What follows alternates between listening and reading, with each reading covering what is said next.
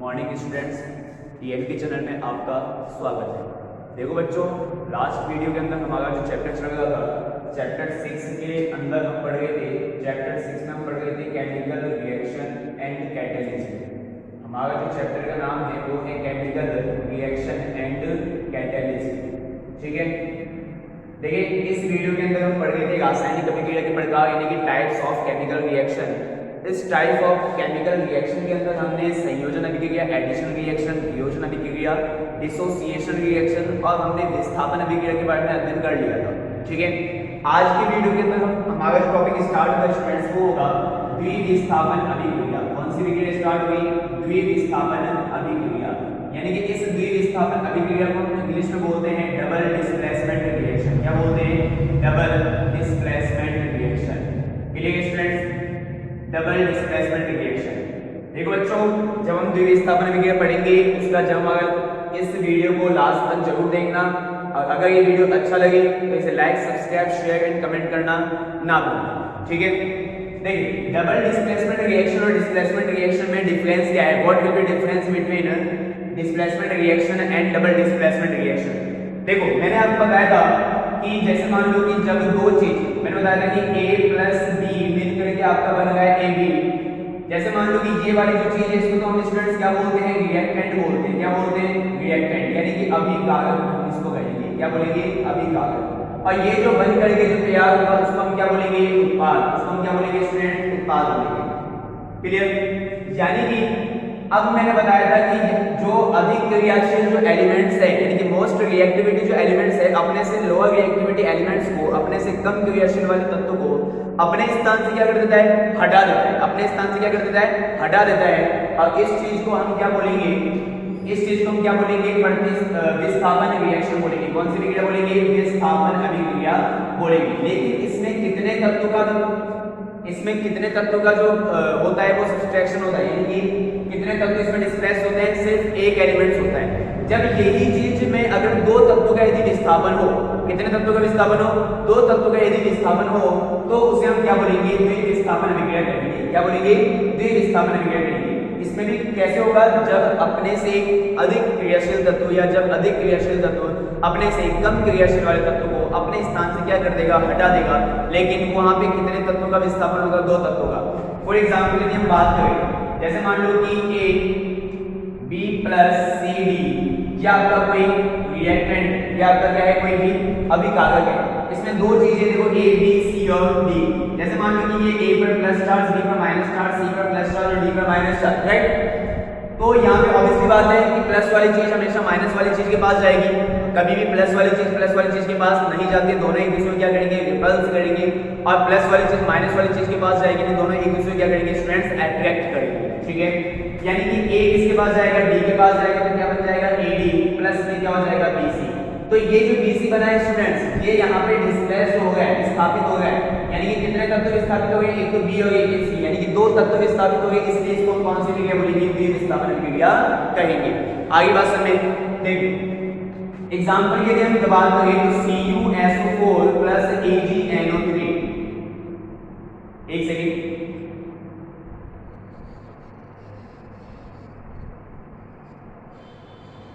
AgNO3 plus CuSO4, ठीक है, AgNO3 plus CuSO4। जैसे मान लो ये आपके पास एग्जांपल है सिल्वर नाइट्रेट, कॉपर सल्फेट, दोनों का आपने सॉल्यूशन लिया है। एक तो सिल्वर नाइट्रेट का लिया है, एक आपने कॉपर सल्फेट का लिया है। मैं यहाँ पे रिएक्टिविटी के आधार पे एग्जांपल नहीं लेगा। मैं आपको ये चीज पहले बता दूं कि यहाँ बोलो सही यहाँ पे ये तो इससे ज्यादा मोस्ट पावरफुल है या ये AgCu से ज्यादा मोस्ट रिएक्टिविटी है, तो ये इसको कैसे डिस्प्लेस कर देगा। मैंने आपको एक एग्जांपल बताया है। रिएक्टिविटी के आधार पर हम बाद में देखेंगे कि किस प्रकार से कौन किसकी रिएक्टिविटी ज्यादा है। क्लियर? तो AgNO3 प्लस CuSO4 स्टूडेंट आपके पास में है, तो Ag के ऊपर प्लस चार्ज, NO3 के ऊपर माइनस चार्ज, Cu के ऊपर प्लस चार्ज और इसके ऊपर माइनस चार्ज। या फिर इसको इस टाइप से आपने ये चीजें सी की AB प्लस CD और बनेगा AB प्लस BC। तो यदि मैं इसको A और इसको B मान लूं और इसको मैं C और इसको यदि D मान लूं तो उसके बाद A किसके पास जाएगा? D के पास जाएगा। For example AD plus BC के अकॉर्डिंग, राइट? तो AgSO4 के पास जाएगा तो क्या बन जाएगा स्टूडेंट्स? AgSO4 प्लस CuNO3 के पास जाएगा तो ये बनेगा CuNO3 का हॉल्ट्राइज, ये आपका केमिकल रिएक्शन बन गया, ठीक है। यानी कि कॉपर नाइट्रेट आपका विस्थापित होगा। यहाँ पे कितने एलिमेंट्स का विस्थापन हो गया देखें, कॉपर का और नाइट्रेट का। अब मैं इसके एग्जांपल पे वापस से विस्थापन अभिक्रिया का एग्जांपल करवाता हूँ, डिस्प्लेसमेंट रिएक्शन का एग्जांपल। जैसे मान लो आप वहां पे आपने देखा था कि ZnSO4 Cu, ZnSO4 Cu, तो ये इसके साथ बन रहा था, तो CuSO4 Zn, इसमें कितने तत्वों का विस्थापन होगा था, सिर्फ एक तत्व का विस्थापन होगा था, Zn, राइट। लेकिन यहाँ पे कितने हैं, दो, एक कॉपर और एक आपको कौन सा नाइट्रेट है। आगे बात समझ में, तो ये है हमारे डबल डिस्प्लेसमेंट रिएक्शन, यानी कि जिसमें एक अधिक क्रियाशील तत्व अपने से कम क्रियाशील वाले तत्व को अपने स्थान से विस्थापित कर देता है, हटा देता है। लेकिन इस अभिक्रिया के अंदर दो तत्वों का यदि विस्थापन हो तो उसे हम कौन सी अभिक्रिया बोलेंगे, द्वितीय विस्थापन अभिक्रिया करेंगे। आगे बात समझें। नेक्स्ट देखो, हमने जो स्टूडेंट्स पढ़ा था वियोजन अभिक्रिया, जो हमने पढ़ा था वियोजन अभिक्रिया के हमने टाइप्स यहाँ पे नहीं पढ़े, हमने यहाँ पे वियोजन अभिक्रिया के टाइप्स नहीं पढ़े। तो आज की वीडियो के अंदर हम पढ़ेंगे वियोजन अभिक्रिया के टाइप्स, यानी कि कितने प्रकार की वियोजन अभिक्रिया होती है। क्लियर, देखिए वियोजन अभिक्रिया की बात करें तो वियोजन अभिक्रिया को हम इंग्लिश में क्या बोलते हैं, वियोजन अभिक्रिया को इंग्लिश में क्या बोलते हैं, डिसोसिएशन रिएक्शन, डिसोसिएशन रिएक्शन।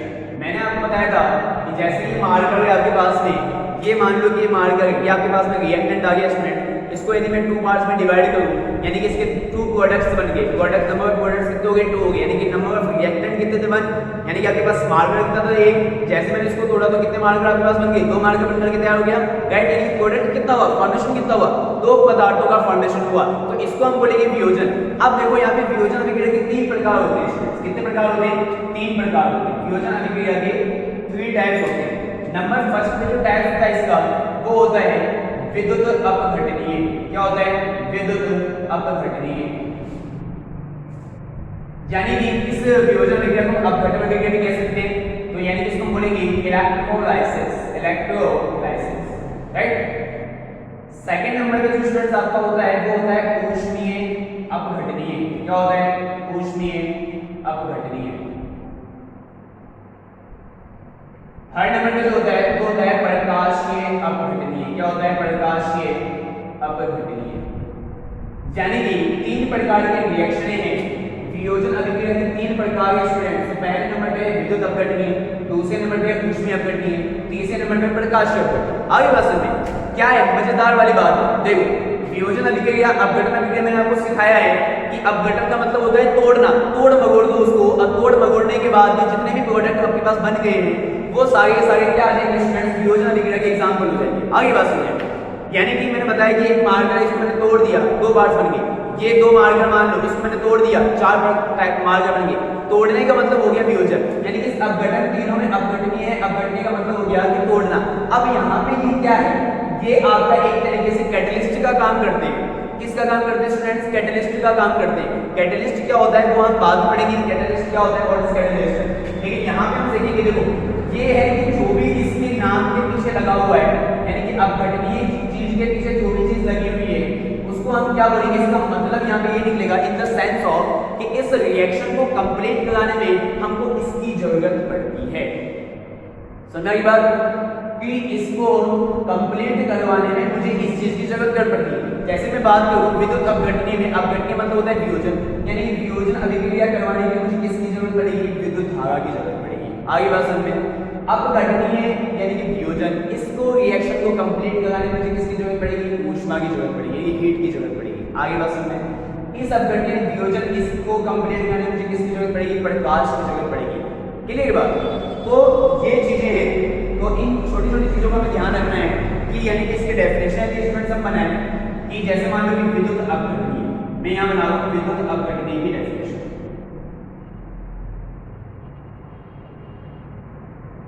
इस अभिक्रिया में, इस अभिक्रिया में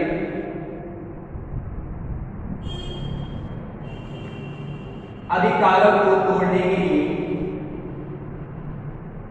अभिकारक को तोड़ने के लिए विद्युत धारा की आवश्यकता होती है,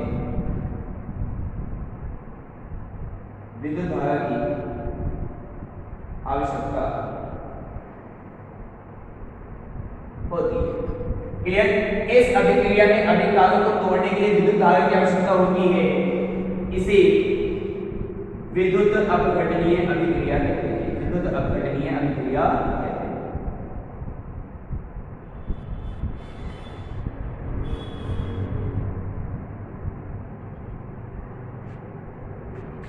In this reaction, to blow off reactant is required to electric current is called electrolysis reaction. Understand? यानी कि इस अभिक्रिया में अभिकारक को तोड़ने के लिए विद्युत धारा की आवश्यकता होती है, और इस चीज को स्टूडेंट्स हम क्या बोलेंगे? विद्युत अपघटनीय अभिक्रिया बोलेंगे। ये चीज को हम बेसिकली बहुत ही अच्छे एग्जांपल से समझे तो चैप्टर 5 में जो एसिड एंड बेस का चैप्टर था आपका, उसमें आपकी अम्ल और क्षार की एसिड और बेस की जो आर्गेनियस कंसेप्ट था, यानी कि आर्गेनियस जो थ्योरी थी, उस आर्गेनियस थ्योरी के अंदर स्टूडेंट्स आपका क्या होता था कि इलेक्ट्रोलाइसिस, यानी कि बीकर लेते थे, तो रोड लेते थे, उसको बैटरी से कनेक्ट करते थे। अब बैटरी से कनेक्ट करने के बाद में वो प्लस वाली चीज कैथोड पर, माइनस वाली चीज एनोड पर जाती थी। तो ये वाला पूरा प्रोसेस था, ठीक है। तो यानी कि इसका यदि एग्जांपल हम समझे तो स्टूडेंट्स यदि हम बात करें H2O की, छोटा सा एग्जांपल है H2O की। H2O सभी लोग जानते हो कि दो भाग में टूटता है, H2 + O2, ठीक है। यानी कि इसके यदि हम बात करें तो इसके एग्जांपल की यदि हम बात करें तो बच्चा आपको सभी जानते हो कि वाटर को जब हम तोड़ेंगे, एसिड बेस एंड साल्ट वाला चैप्टर जो हमने पढ़ा था चैप्टर 5 का, जिसमें आर्गेनियस कंसेप्ट हमने पढ़ा था कि आर्गेनियस कंसेप्ट के अंदर हमने एक बीकर लिया था, दो लोहे की छड़ ली थी, ग्रेफाइट की छड़ ली थी, वहां पे उसको बैटरी से कनेक्ट किया था, फिर जैसे इसके अंदर इलेक्ट्रिक हमने करंट मूव किया था, तो 2 टाइप्स में ये डिवाइड हो रहा था, एक तो प्लस में और एक माइनस में। यानी कि students H2O is equal to H2 + O2, यानी कि इसको संपूर्ण करने के लिए आपको किसकी जरूरत पड़ेगी? इलेक्ट्रिक करंट की जरूरत पड़ेगी। ये हमारे पास आपके पास एग्जांपल हो गया, वो अच्छा हो गया, विद्युत अपघटनीय का एग्जांपल हो गया, ठीक है। नेक्स्ट जो हम पढ़ेंगे वो हमारा है ऊष्मीय अपघटनीय अभिक्रिया। नेक्स्ट कौन सा है स्टूडेंट्स? ऊष्मीय अपघटनीय अभिक्रिया। देखो ऊष्मीय अपघटनीय अभिक्रिया के अंदर सभी को पता है, मैंने बताया कि अपघटनीय मतलब होता है तोड़ना, और तोड़ने के लिए किस चीज की जरूरत है? ऊष्मा की जरूरत है, ठीक है। यानी कि हम यहां लिखेंगे ऊष्मीय अपघटनीय अभिक्रिया के अंदर ऐसी रासायनिक अभिक्रिया जिसमें अभिकारक को तोड़ने के लिए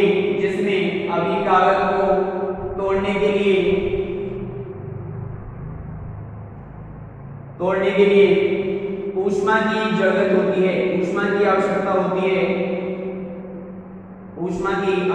होती है, उसे ऊष्मीय अपघटनीय अभिक्रिया कहेंगे। कौन सी अभिक्रिया कहेंगे? ऊष्मीय अपघटनीय अभिक्रिया कहते हैं, ठीक है। फॉर एग्जांपल यदि इसके एग्जांपल की बच्चे यदि बात करें तो आप लोग सभी जानते हो मार्बल, संगमरमर, सात मरमर, ऐसा नहीं है। संगमरमर जो मार्बल होता है उसका यदि हम यूज की बात करें तो उसका फॉर्मूला होता है 50CaCO3, कैल्शियम कार्बोनेट। क्या होता है? Calcium carbonate. इसके क्या कर दोगे आप लोग? नीचे से आग लगा दो। क्या लगा दो भाई? आग लगा दो, यानी कि ऊष्मा दे दो।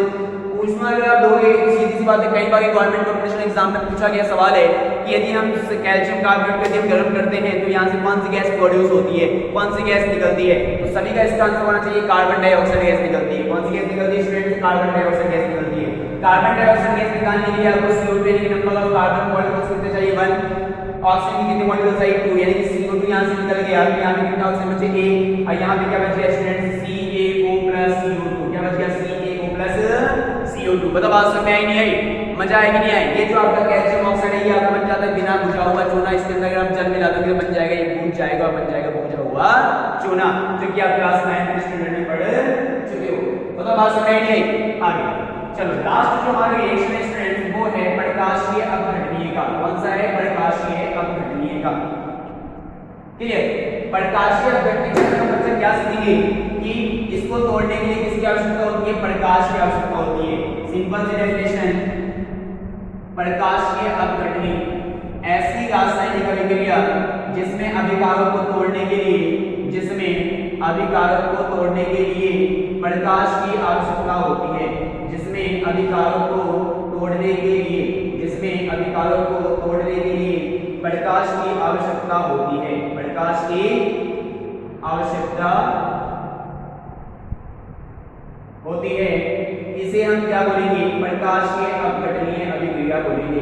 कौन सी विक्रिया बोलेंगे, प्रकाशीय अपघटनीय अभिक्रिया बोलेंगे। अब इसकी एग्जांपल की किसकी बात करें, एग्जांपल हम कैसे बात करें, तो बच्चा हाइड्रोजन ब्रोमाइड यानी कि HBr जो होता है वो प्रकाश संश्लेषण की उपस्थिति में काम करता है। किसकी उपस्थिति में काम करता है, प्रकाश संश्लेषण फोटोसिंथेसिस के प्रेजेंस के अंदर वो काम करता है। HBr यानी कि HBr को यदि आप प्रकाश को यानी कि H इसका मतलब है कि आप इसको क्या दे रहे हो, प्रकाश दे रहे हो, ठीक है। यानी कि ये टूटेगा H2 + Br2 यानी केमिकल रिएक्शन जब बैलेंस करते हैं तो यहां पे आ जाएगा 2HBr। उसी प्रकार से आप देख लेना 2H2 वाला जो एग्जांपल गया था उसके अंदर, ठीक है। तो आज हमने पढ़ लिया है हाइड्रोजन ब्रोमाइड दो भाग में टूट गया H2 + Br2 यानी कि H आ गया प्रकाश की उपस्थिति में। आपको जो भी बुक के एग्जांपल्स हैं बस उसको ध्यान रखना है, बात बाकी बाहर के एग्जांपल बोर्ड एग्जाम में नहीं पूछ सकता।